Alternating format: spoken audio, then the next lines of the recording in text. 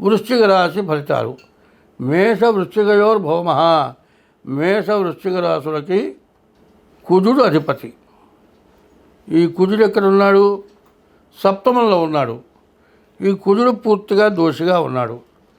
అయితే ఈ రాశి వాళ్ళకి రవి, బుధ, శుక్ర, కేతు, గురువులు బాగున్నారు. చూడండి, రవి, శుక్రుడు, బుధుడు, కేతువు, గురువు బాగున్నారు. ఈ కేతువు ఏకాదశంలో ఉంటే చాలా విశేషం. ఈ కేతువు రాశిలో ఉన్నట్లయితే ఈ ఏకాదశంలో ఉంటే మంచి బుద్ధి కలుగుతుంది. దేవతా స్వభావం, దేవత యందు ప్రీతి కలుగుతుంది. పెద్దవాళ్ళని పూజించేటువంటి మనస్తత్వం కలుగుతుంది. ఎవరిని ద్వేషించేటువంటి స్వభావం ఉండదు. దేవతారాధన చేస్తారు. ఈ నెలలో ఈ వృశ్చిక రాశి వాళ్ళు దేవుణ్ణి ఎంత అయితే పూజిస్తారో అంత మంచిది. రవి బుధులిద్దరు కూడా దశమంలో ఉన్నారు. బుధాదిత్య యోగం అంటారు. బుధాదిత్య యోగం వల్ల వ్యాపారం మంచి అభివృద్ధి కలుగుతుంది. ఈ దశమంలో ఉన్న శుక్రుడి వల్ల వివాహాది శుభకార్యాలు కలుగుతాయి. సప్తమంలో ఉన్న గురువు వల్ల విద్యా, ఉద్యోగం, వ్యాపారం బాగా సాగుతుంది. కేతు అట్లా ఉండటం వల్ల మంచి జ్ఞానం కలిగి మీరు చేసేటువంటి పూజకి వెంటనే నిమిషాల మీద మీకు మంచి సత్ఫలితం వస్తుంది. కాబట్టి ఈ రాశి వాళ్ళకి మంచి గ్రహాలు ఏమిటి? గురువు, రవి, శుక్రుడు, బుధుడు, కేతువు 5 గ్రహాలు బాగున్నాయి. బాగుండని గ్రహాలు శని, రాహువు, మరి కుజుడు. ఈ 3 పాపగ్రహాలే. 3 గ్రహాలు బాగాలేవు. కాబట్టి తక్కువగా ఉన్నాయి. కాబట్టి శనికి 19,000 జపం నల్ల నువ్వులు దానం, రాహువుకి 18,000 జపం మినువులు దానం, కుజుడికి 7,000 జపం కందులు దానం ఇవ్వండి. ప్రతిరోజు కూడా అమ్మవారిని, ఈశ్వరుని పూజించండి. మీరు అనుకున్న పనులన్నీ కూడా అవుతాయి. ఎందుకంటే ఇప్పుడు అన్నం వండామండి, అన్నం తినటానికి వండాక అదే ఒక్కోసారి ఏమవుతుంది, తినడానికి అన్నం వండితే మాడిపోవటమో లేకపోతే ఉడకపోవటం జరుగుతుంది. అంటే మనకు తినే యోగం లేకపోతే అట్లా జరుగుతుంది.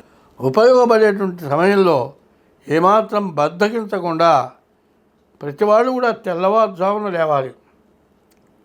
సూర్యుడు ఉదయించక మునిపే నిద్ర లేవాలి. 3 నుంచి 5 లోపల బ్రహ్మ ముహూర్తం అంటారు. అప్పుడు కనుక లేచి పాచిమొహం కడుక్కొని స్నానం చేసినట్లయితే నీకు మనస్సు ప్రశాంతత ఉంటుంది. చిత్తశుద్ధి కలిగి చేసిన పుణ్యంబు కొంచెమైన అది కొదువ కాదు. విత్తనంబు మర్రి వృక్షంబున కురింత విశ్వదాభిరామ వినురవేమ అన్నారు. మర్రి చెట్టు విత్తనం ఎంతండి? ఆ విత్తనం ఒక గోడ మీద పడుతుంది.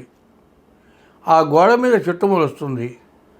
ఆ మర్రి చెట్టు విత్తనం మొలిచిన చెట్టు వేళ్ళు ఆ గోడలోంచి భూమిలోకి వెళ్ళి పెద్ద వృక్షం అవుతుంది.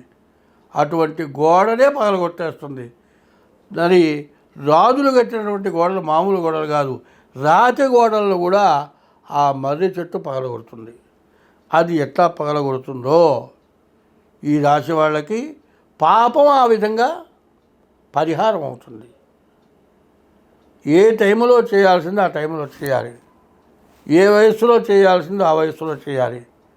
వయస్సులో యవ్వనంలో వివాహం చేసుకున్న వాడికి మంచి సంతానం కలుగుతుంది. యవ్వనంలో చేసుకోకుండా ముసలితనం వచ్చిన తర్వాత పెళ్లి చేసుకుంటే వాడికి సంతానం కలుగుతారా? కాదు. కలిగిన సంతానం ఆరోగ్యవంతులు అవుతారా?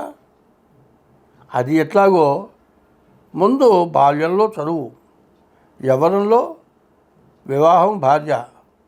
మరి 60 ఏళ్ళు వచ్చిన తర్వాత షష్ఠి పూర్తి అంటారు. అక్కడికి దేవతారాధన చేయాలి. అందులో ఈ వృశ్చిక రాశి వాళ్ళకి రవి, శుక్రుడు, బుధుడు, గురువు, కేతువు ఇన్ని గ్రహాలు బాగున్నాయి. అందులో కేతువు దేవతారాధనకి చాలా ఉపయోగపడేవాడు.